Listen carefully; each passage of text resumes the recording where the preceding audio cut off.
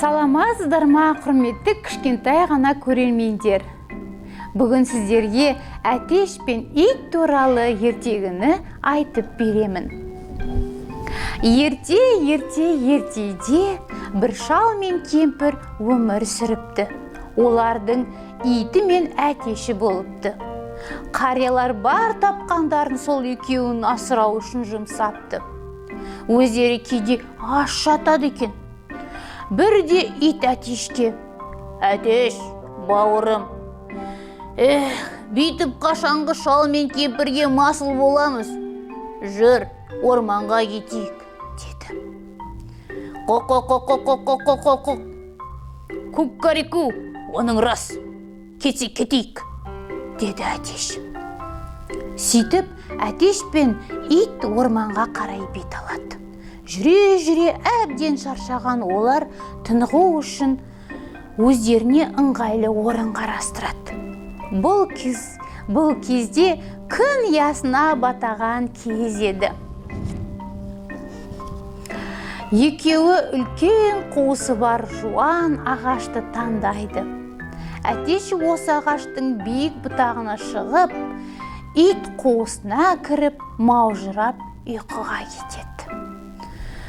Күндегі әдетінше әтеш ерте оянып, «Кукареку»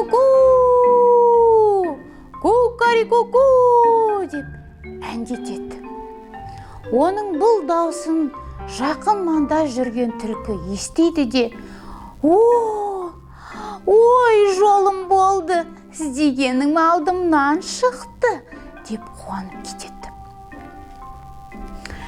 Әтешті алдап уысыма түсіремін, қарным бір тоятын болады, деп өз қулығын, өз ойын іске асырмақ болады.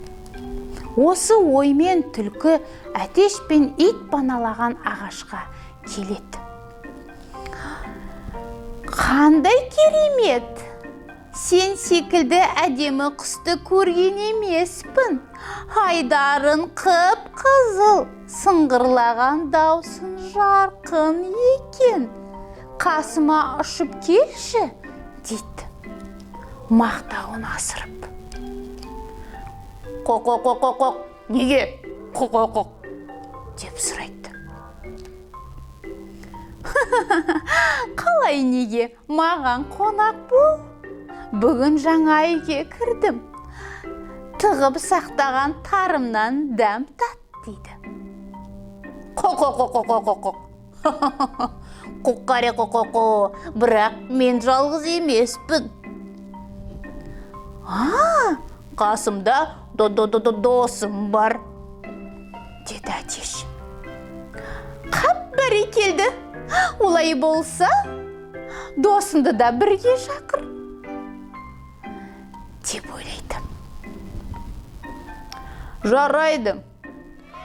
Ал олай болса, досың қайда? Мен көрмей тұрмын», деп түлкі өз қулығын асыра бастайды. «Досымды қазір шақырайын. Қоқ.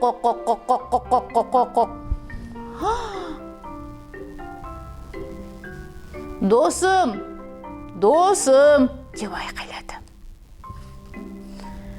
«Досым анау ағаштың қуысында ұйықтап жатыр», деді әтеш. «Солай ма?» деп қуана жөнелді түлкі.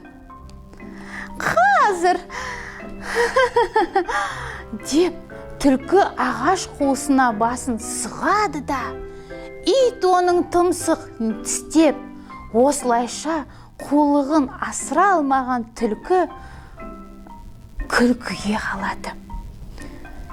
Сөйтіп алдаумен, арбаумен өз қулығын асырғысы келген түлкі күлкіге қалып қаша жөнеледі. Мінеки балалар, бүгінгі менің ертегім осымен аяқталды.